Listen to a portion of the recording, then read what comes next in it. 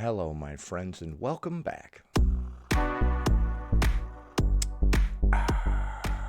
Today, we're going to be taking a look at a clip of someone saying, if you're not attracted to fat people, you're fatphobic. This is actually someone we've covered in the past who has said the same thing, and now they're doubling down. We're also going to be taking a look at several bonus clips, including one where a guy is getting upset that no one will switch seats with him on a plane, and another one where someone says telling someone with obesity to just eat less is like telling someone with asthma to just breathe better, so be sure to stick around until the end. Before we proceed, please click the like button so that I may apply comb to mustache.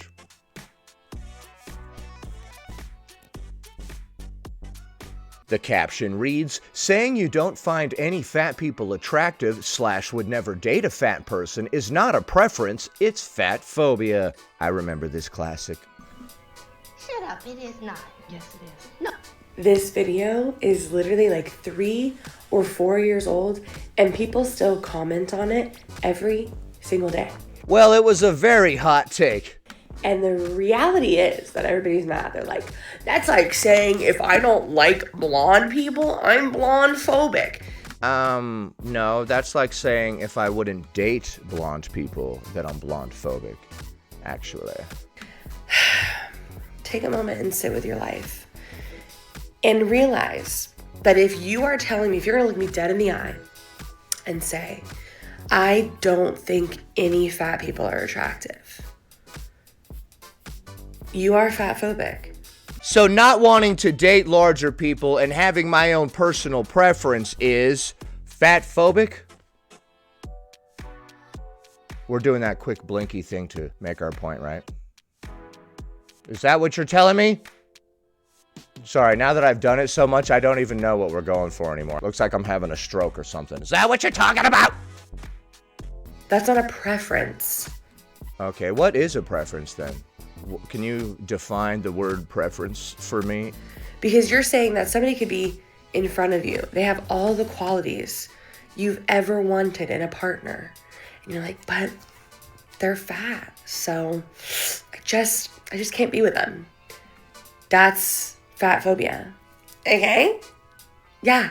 Okay, but they don't have all of the qualities that I'm into if they lack this one thing, or this one thing is different than I'm actually into. Okay, so we just can't accept that some people aren't into us. That's like if I couldn't accept that somebody weren't into mustaches or whatever, like, come on, man, you think I'm funny, you think I'm attractive, all this other stuff, but you can't get over the mustache? Come on. Some people just aren't into the mustache. We're just gonna have to accept that. We might be 98% compatible, but that mustache, not doing it for me. I can accept that. I think it's crazy to call people biased or imply that they have some sort of bias just because they're not into us. Why does everybody have to be into you? Also, what about the fact, I added this in post by the way, I'm sure you couldn't tell, this is completely seamless. What about the fact that we might live two completely different lifestyles that aren't necessarily compatible? Next. I've never in my life had someone, if someone asks me to move seats and it's in the same section, I always do it, whether I'm giving up my window. By the way, this is not satire. Or my aisle or whatever. And I've always only had people say yes. Yeah. I've never thought that was a problem. Well, so my friend's like, will you ask someone to switch so we can sit next to each other? And I go, of course. We're going to sit next to each other and chat on the flight. I get on, I turn to the guy next to her and I go, hey, would you mind taking my window seat so I could just sit next to my buddy? And he goes, I really like the aisle, man. Yeah, that's why he chose the aisle. You expect him to change seats with you, some random stranger, and you're gonna be mad when he doesn't? And I was like, technically that's your right, but you're a loser. Like, what? He doesn't want to change seats, dude. I don't blame him. I'm not gonna randomly change seats with some stranger. I have a don't give strangers anything sort of policy to begin with. I'm sorry, but I couldn't believe it. I was like, I mean, off if you're not willing to make yourself a little uncomfortable for a 2-hour flight for someone else's comfort. it's What? Screw somebody if they don't want to make themselves uncomfortable for some random stranger's comfort. That is the worst take that I've ever heard. And I'm sure she wouldn't do that either. I don't know what she's even talking about. You would make yourself uncomfortable for some random stranger who happens to come along? Sure, random guy, I'll Switch seats with you? What else do you want? Anything else I could do for you, sir? First class, by the way, there's not a difference. I'm There's not no asking you to difference. take. By the way, this is not satire. I know I covered a video from this guy recently that everyone said was satire. This is not. I even went to his comments and read them, and a lot of people said this was the worst take from this dude that they've seen, and usually they agree with him, but in this case they did not. Of course, because this is a ridiculous take. You expect other people on the plane to move so you can sit by your friend randomly. The middle seat. No. There's no middle seat, should. No. I couldn't believe. And then, so I go, okay, no worries, of course, thank you. That's your right. I go to my seat, the guy next to me, I go, would you mind switching with my friend over there so she could come sit by me? We just want to sit next to each other on the flight. And he goes, I just want to stay where I am. Okay, so you continue to bother several other people on the plane with this. And I go, okay, yeah, totally. I'm like, this is technically, you're right. Technically, we don't have to be part of a society or a community. Yeah. Yeah, So people giving you stuff and putting themselves out is what makes a Society. okay. I think people not asking random strangers for stuff and trying to put them out is actually what makes a society move a lot smoother. When people start begging you for stuff left and right and asking you to put yourself out and do stuff for them, it makes things uncomfortable. I don't want to hear that. I just want to get to my destination in the seat that I paid for. I don't know you like that. You seem like a nice guy, but no, I'm not going to move me and all of my stuff across this aircraft just for you. Just so you can sit next to your friend. I don't know you. I don't care. I don't care if you and your friend are comfortable at all, honestly. How about you randomly do some stuff for me? Why don't you take this bag and carry it to the back of the plane? I just start asking you to do random stuff for me. Hey, could you hold this mustache comb? My arm is getting tired. Please just hold this for me for the duration of this flight, would you? You're basically asking that. You're like just asking people to do random stuff for you as a stranger. you can keep your seat if you want to, I guess. I'm like kidding. I'm losing faith in humanity. I turn to the two people behind me. I go, are you guys traveling together? They go, no, they don't know each other. Please tell him no as well. And I go, would you guys mind swapping me and my friend so we could sit back here? Stop it. And they go, we like Nope. to have the storage in front of us and you're in the front row. So we can't, sorry. Okay, so everybody prefers to be in the seat that they're in and they're not going to switch with you. Color me surprised, of course. And I was like, you are kidding me. It's really bizarre that you expect strangers to put themselves out for you, and you're getting upset when they won't. Like, you're personally offended that these people that you do not know won't do stuff for you. What? And like I said, this is not satire. I know this is a comedian who normally does satirical things. This is not satire. I walk around this world thinking that people are generally good. No, they're not. And you're telling me 4 goddamn people can't give up their special idea of a seat. What do you mean their special idea of a seat? No, it was their seat. By the way, not a long haul flight to Australia. No. 2.5 hours. I Yeah. couldn't believe it. Okay, so like I said, that is not satire, even though that is a comedian who regularly engages in it. I went to his comment section and everybody was shocked. They're like, what the hell? Normally I agree with you, but this is the first bad take I've seen from you. So this is actually real, and he's getting upset that people won't give up their seat for him, a random stranger. That's a little odd. I don't expect anything from strangers, ever. Period. It's interesting to act like other people are being rude for not giving up their seat for you when I consider it rude for you to ask. Where I come from, that would be a social faux pas. That would be taboo. You don't go around asking random people for their stuff. Next. As an obesity medicine specialist, An obesity medicine specialist. So you sell Ozempic? telling someone with obesity to just eat less is like telling someone with asthma to just breathe better.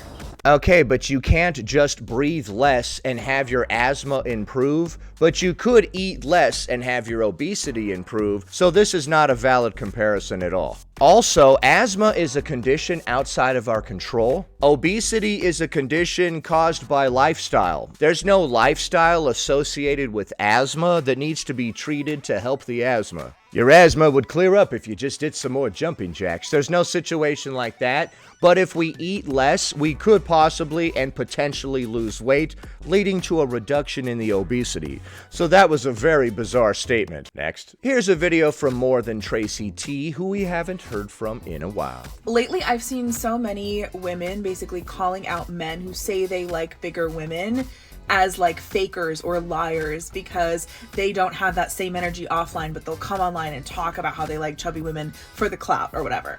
Are people getting clout by coming online and saying they like larger women? Is that all it takes to get clout these days? I must posit that, you know, for the clout is possible. I'm sure it's a perk. I'm sure they like that women are like throwing themselves at them for saying this one thing.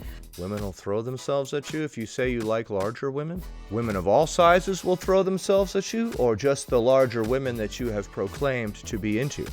However, I actually think a lot of them think they mean it, but their definition of fat or chubby is just fundamentally way different than a woman and does not include like a lot of us, right? Okay, so a lot of these dudes who go online saying they like big girls, their definition of big is a bit different and unrealistic is what you're saying. Right. So it's obviously, sometimes it's like, oh, they have the curves in the right places. They have big hips. They have a small waist. They have like no double chin, like blah, blah, blah. Sometimes it's just that. Sometimes it's that their definition of chubby is literally like a Victoria's Secret model with like the uterus pouch.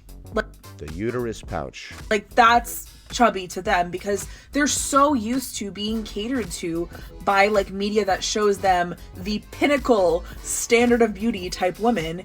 Okay, are we upset that when some dudes say they like bigger girls, they're actually referring to somebody that's just slightly chubby? In porn, in movies, whatever it is, that like anything outside of that to them makes them think they're like actually really cool and progressive for liking chubby women. I would hope if there's one area of your life where you could just be yourself and pursue the things that you're actually into, it would be your romantic life, right? I would hope you're not peer pressured into being with people that you're not even into. I don't think that anybody is getting any kind of brownie points for being into larger people to begin with, so I don't think anybody's faking that. So, like, they might like, oh, they like this woman who's a size 6 with a little bit of stomach fat. They're not gonna like me at a size 16 shape round. Okay, so their idea of plus size or bigger girl differs quite a bit from reality, is what you're saying. Like, that's not... That ain't a real plus size. This is a real plus size. That's not the vibe, right? They're certainly not going to like somebody who's even bigger than that, or somebody who doesn't carry their weight in whatever way that they are taught to like. They just think that it's like the variety of them is like a tiny little tweak to us, human women, who see a large variety of body types in our friends, loved ones, and feeds. Obviously, again, this is not all men. This is not all men who post on the internet about liking bigger women. But, like... It would be weird to go on some sort of quest to prove to the internet how much you like bigger women, but you're actually only into women that are slightly chubby. What kind of weird games are you playing, man? So some dudes claim to be into plus-size women, but they don't even know what plus really means. You guys, most of the ones who say chubby, if they say chubby... they mean uterine pouch on an otherwise thin woman. I swear to God. Well, chubby just means chubby. It means like just a little bit of extra adipose tissue. We shouldn't be offended if some people's definition of chubby just means a little bit of chub. Like, that's the classic definition. I mean, less visible muscle definition than a professional athlete who's like a runner. Like, not even, you know, a weightlifter or something where someone's a little bit more like hefty, but like, you know what I mean? They mean one step up from Barbie doll. Chubby doesn't mean morbidly obese. It means a little bit of chub on an otherwise thin body. And I'm not saying that to judge anyone or to be mean or make anybody feel bad. I'm just literally telling you what the word means. We shouldn't be offended if some people's definition of chubby differs from ours. I bet if you ask larger people what the word chubby means, they would probably include themselves in that definition. If you ask a thinner person what chubby means, they would probably say it means just a little bit of extra pudge, a little bit of extra chub. But we shouldn't be offended that some people's definition of the word chubby is actually the classic definition of the word chubby. That is what they mean. So if they're saying chubby or curvy, they probably don't mean you. They don't mean me. Like, for sure they don't mean me. And so many of them will run to make this distinction like, well, we don't mean obese. Like, yeah, I know. I can tell from living in the world. So yeah. But men, stop giving yourself brownie points for, like, liking 1% more body fat than other men you think like. You're not, first of all, you're not special, because a lot of you are in this camp. Okay, so stop trying to give yourself brownie points if you say you like chubbier women. You barely even like them chubby. And 2, you just like another variety of straight-sized woman who's, like, barely different at all. Well, that's not what chubby means. It means chubby. And it's giving, I don't even see women that are actually outside the standard of beauty because I don't even think they're on the menu.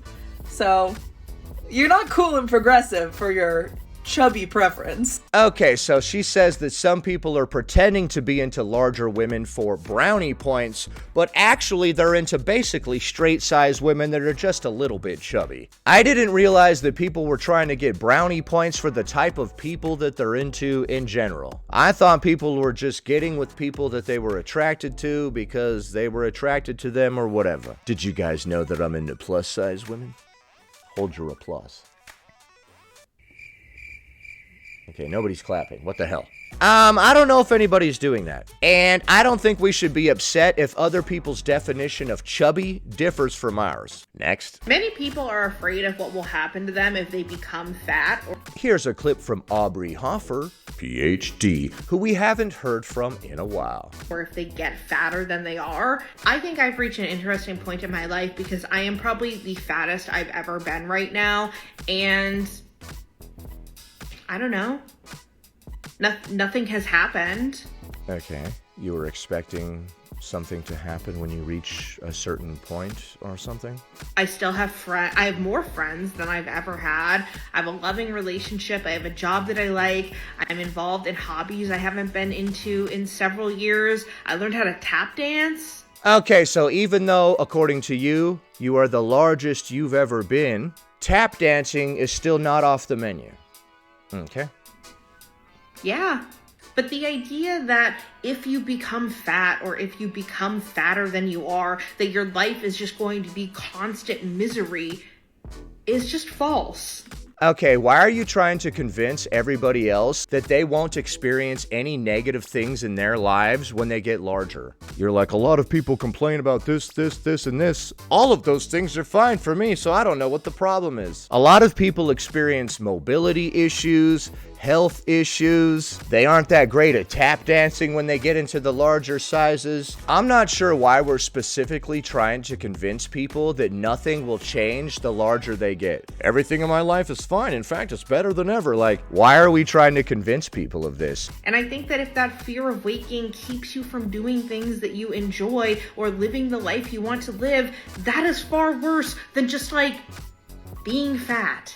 But I would say it's not the fear of living your life as a fat person that's holding most people back. It's the adipose tissue itself, which is why many of them chose to lose weight. I don't think people are afraid to start living their lives because they're living in a larger body. I think living in a larger body is preventing a lot of people from experiencing the quality of life that they could. That's why they want to lose weight. You may have more friends, a better job, a relationship, and can tap dance like nobody could believe at this current point in your life, but for other people, they see vast improvements in every aspect of their lives when they lose weight. Their newfound confidence enables them to get better relationships, better jobs. I can finally throw away those tap dancing shoes that have been holding me back all these years. Don't you guys know how good I'm doing? I've been tap dancing, god damn it. All right, man, all right. I didn't realize things were going that great. My bad. I'm sorry, I'm just being silly now. Telling people that you're currently tap dancing is like dunking on them to such a hard degree, they can't handle it. So we had a lot of very interesting clips in today's video, and I would love to know what you think. If you're not attracted to larger people, does that make you fatphobic? Is telling an obese person just eat less the same as telling someone with asthma just breathe better? And does gaining weight not prevent you from doing any of the things that Aubrey said? Leave a comment below. Happy Friday, everybody. I hope you have a great weekend. Anyway, that about does it. Thanks for watching, commenting, liking, and subscribing. And I'll see you in the next one.